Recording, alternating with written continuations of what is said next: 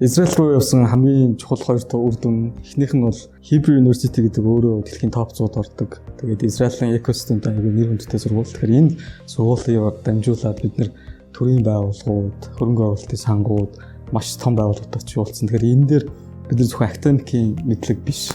Одоо тэр хувийн байгууллага жишээ нь дотооддоо яаж ажил хэрэг явуулж чинь тэр одоо маш хүнтэй on practice мэдлэгийг одоо маш хүнтэйгээр олж авчаадсан. Хоёр дахь том даваа тал гэвэл бид нэр энэ одоо группт явсан одоо хүмүүстэйг хамтан ажиллагаа дараагийн одоо нийлж маш олон хүмүүс компани байгуулсан хамтарч ажиллаж байгаа энэ одоо маш сайн сэнерч үүсдэг гэх юм. Тэгэхээр тэнд очиод Израиль сурж байгаа мэдлэгээ энд ирээд зөвхөн өөрийнхөө компанид биш энэ явж байгаа групп компаниудтай яаж нийлж үнцэн бүтээх вэ гэдэг нь том одоо бидний дараагийн шалгуулсан юм.